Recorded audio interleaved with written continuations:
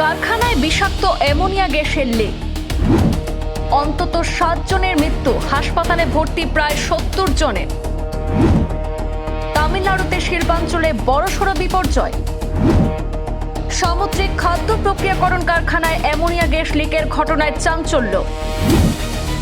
বিষাক্ত গ্যাস লিকের ঘটনায় প্রাণ হারিয়েছেন 7 জন মহিলা শ্রমিক। হাসপাতালে জীবন মৃত্যুর লড়াই লড়ছেন আরো অনেকে। ঘটনার তদন্তে ইতিমধ্যে বিশেষ কমিটি গঠন করেছে রাজ্য সরকার। 3 দিনের মধ্যে চূড়ান্ত রিপোর্ট জমা দেওয়ার নির্দেশ মুখ্যমন্ত্রী থালাপতি বিজয়ের। তামিলনাড়ুর তিরুভাল্লুরে সামুদ্রিক খাদ্য প্রস্তুত কারখানায় আজ রবিবার অ্যামোনিয়া গ্যাস লিক হয়ে প্রায় 7 জনের মৃত্যুর খবর পাওয়া গিয়েছে। কারখানার বহু শ্রমিক এবং স্থানীয় বাসিন্দারা শ্বাসকষ্ট, চোখে জ্বালা এবং অন্যান্য শারীরিক সমস্যায় আক্রান্ত হচ্ছেন। কয়েকজনের অবস্থা আশঙ্কাজনক হওয়ায় তাদের হাসপাতালে ভর্তি করা হয়েছে। জানা গিয়েছে, অসুস্থ শ্রমিকদের অধিকাংশই ভিন রাজ্যের, বিশেষত উত্তর ভারতের রাজ্যগুলি থেকে এই কারখানায় কাজে গিয়েছিলেন অনেকে। ঘটনার তদন্তের নির্দেশ তামিলনাড়ুর মুখ্যমন্ত্রী বিজয় থালাপতির।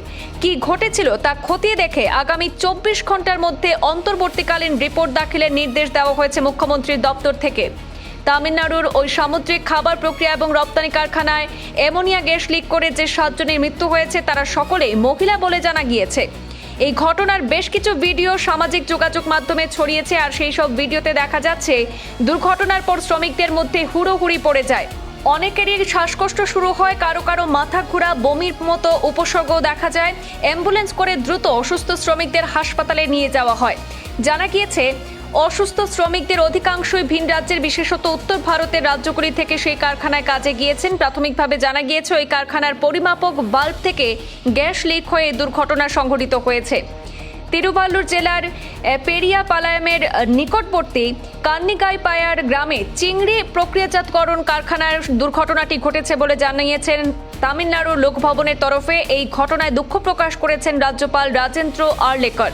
মুখ্যমন্ত্রী থালাপতি বিজয় এই ঘটনার তদন্ত কমিটি গঠনের নির্দেশ দিয়েছেন।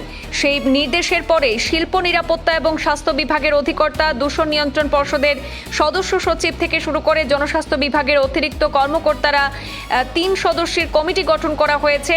কি ঘটেছিল তা খতিয়ে দেখে 24 ঘন্টার মধ্যে অন্তর্বর্তীকালীন রিপোর্ট দাখিলের নির্দেশ দেওয়া হয়েছে মুখ্যমন্ত্রী দপ্তর থেকে। এছাড়াও 3 দিনের মধ্যে চূড়ান্ত রিপোর্ট জমা করতে বলা হয়েছে। আহতদের চিকিৎসায় যাতে কোনো গাফিলতি না ঘটে তা তদারকির নির্দেশ দিয়েছেন মুখ্যমন্ত্রী বিজয় থালাপতি। ব্যুরো রিপোর্ট, পূর্বাঞ্চল প্রতিদিন।